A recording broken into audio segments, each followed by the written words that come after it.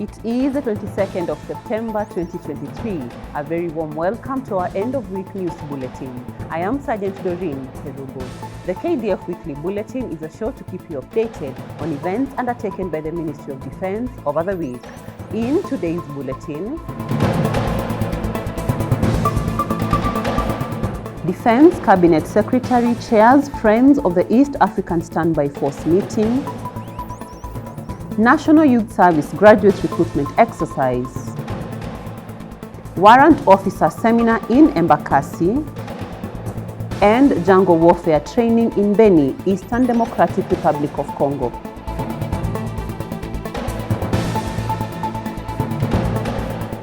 Honorable Aiden Duale, the Defense Cabinet Secretary, chaired a Friends of the East African Standby Force meeting here in Nairobi.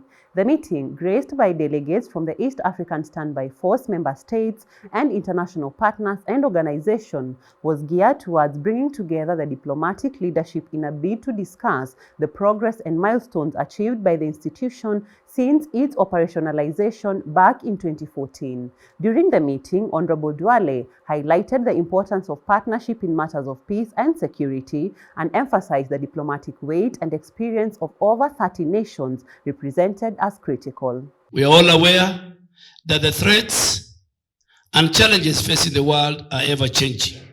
We face a complex environment where security threats no longer respect borders, where transnational threats continue to develop, and in this regard, the instruments to address such challenges also need to change.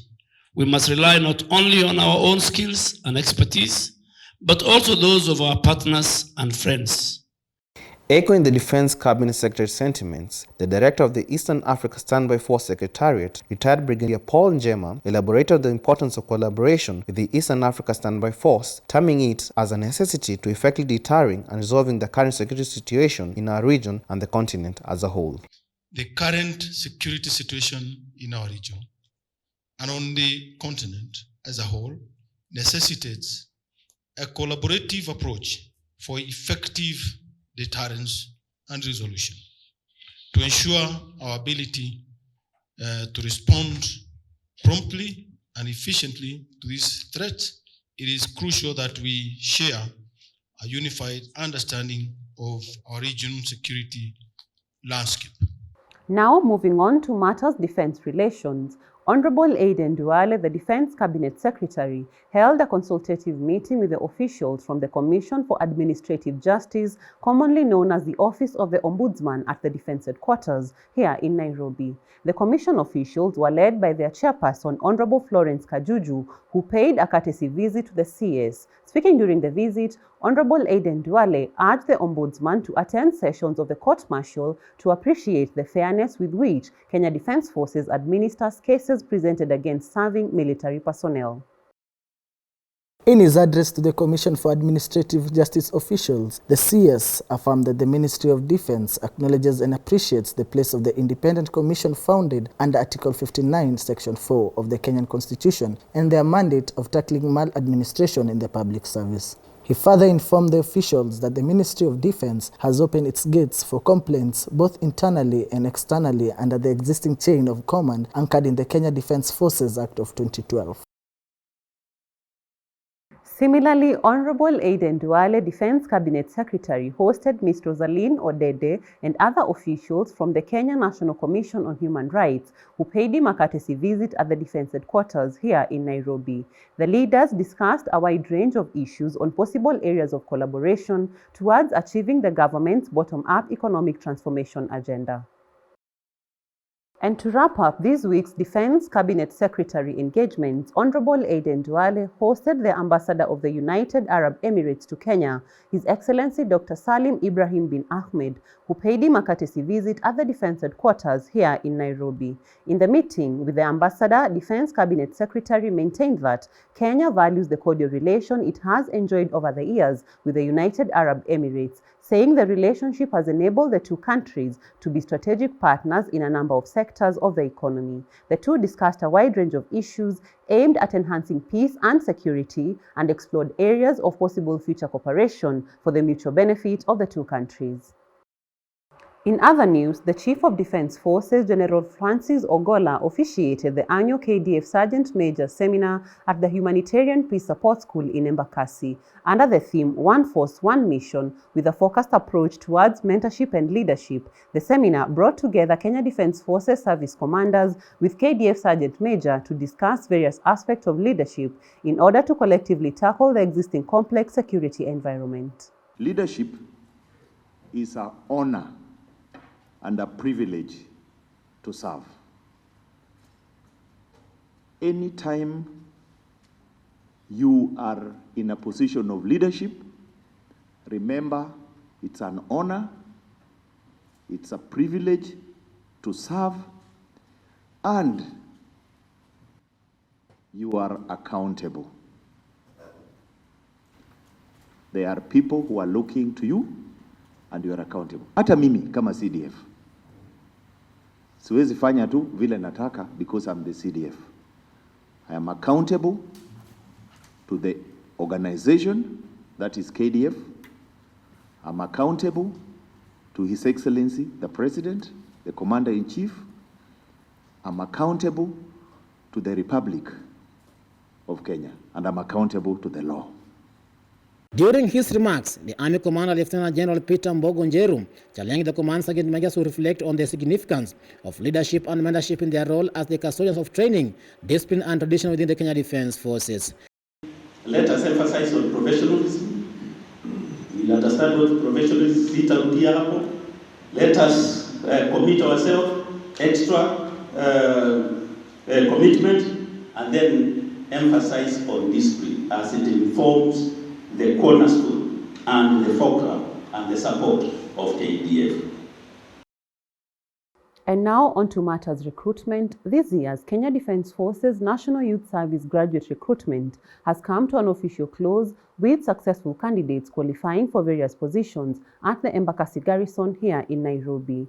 The exercise, overseen by the Assistant Chief of Defence Forces Personnel and Logistics, Major General David Keter, together with the Chief Recruiting Officer, Brigadier Matthew Lenamunai, is part of the ongoing Kenya Defence Forces mass recruitment drive geared towards job creation for the youth and the facilitation of the realization of the government's Vision 2030 of addressing the disconcerting unemployment rates in the country. The exercise targeted NYS graduates with the requisite qualification for the stipulated artisan courses. The recruitment exercise experienced an overwhelming turnout as prospective candidates availed themselves in large numbers, with document verification thoroughly done, with those that reached the required criteria proceeding to the next step of the recruitment exercise.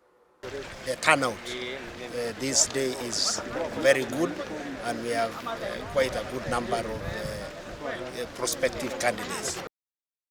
The 5-day exercise attracted an overwhelming number of aspiring recruits who were taken through a thorough selection process, which included document verification and a comprehensive medical examination in line with the KDF requirements. The documents included original national identification cards, academic certificates, and the official discharge letters from the NYS.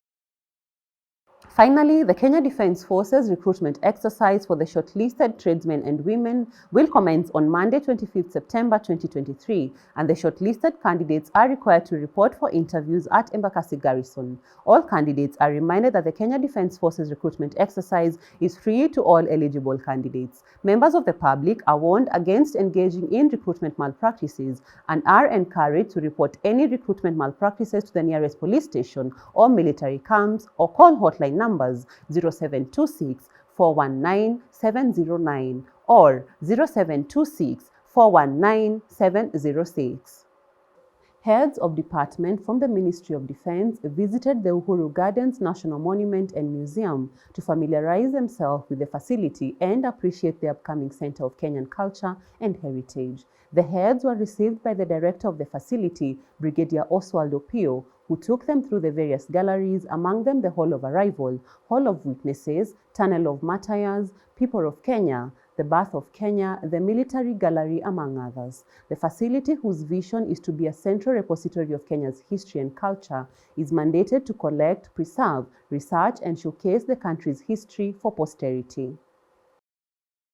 Colonel Dr. Benjamin Maswili, the Military Ordinariate of Kenya, led the faithful of St. Peter and St. Paul Cathedral Parish in a Thanksgiving Mass celebrating the family harvest at the Defense Headquarters here in Nairobi. Colonel Dr. Maswili emphasized on the importance of unity within families. The Harvest Thanksgiving Mass is also known as the Harvest Festival. It's a celebration of the season for reaping and gathering grain and other grown produce. Speaking during the event, the Assistant Chief of Defense Forces in charge of personnel and logistics, Major General David Keter, encouraged faithfuls to do more through the guidance of the church teachings in order to gain more from God. And now we cross borders to the Democratic Republic of Congo, where the Kenya Defense Forces Quick Reaction Force and the Brazilian Jungle Warfare Mobile Training Team, serving under the United Nations Organization Stabilization Mission in the Democratic Republic of Congo, have initiated a rigorous 3-week jungle warfare training course in the heart of Beni, in the Eastern Democratic Republic of Congo. The course curriculum covers a wide range of topics, including navigation in dense foliage, survival skills, patrolling techniques, and medical care in austere conditions. The joint training marks a significant milestone in international peacekeeping efforts, showcasing the dedication of the two nations to enhance their capabilities and contribute to the stability of the region. The collaboration aims to harness the strength of both units and promote interoperability in tackling the complex challenges of peacekeeping mission in hostile environments. Lieutenant Colonel Ambrose Mwabili, the commanding officer of the Kenyan Quick Reaction Force, emphasized the importance of the training program, stating that they hope to become even more effective in their mission of protecting civilians and maintaining peace in the region. Sentiments echoed by his counterpart, the Brazilian commanding officer, Lieutenant Colonel João Carlos Duque. Still in Congo, Kenya Defense Forces Quick Reaction Force and South Africa Battalion, serving under the United Nations Organization Stabilization Mission in the Democratic Republic of Congo, also known as MONUSCO, conducted a joint patrol along the Beni-Eringeti main supply route. The Beni-Eringeti main supply route has long been a focal point of instability and conflict in the region. It serves as a vital lifeline for both humanitarian assistance and movement of goods and services, thus making it crucial to secure the region. Kenya has a long-standing history of contributing troops to international peacekeeping missions, and the Quick Reaction Force unit has received extensive training to handle complex security challenges. The collaboration between troops of the two nations serving under MONUSCO highlights the multinational efforts to bring peace to the Democratic Republic of Congo. Thank you for watching. We look forward to your feedback via our official social media handles and your viewership next Friday for the KDF Weekly Bulletin. I am Sergeant Doreen Kerubo. Goodbye.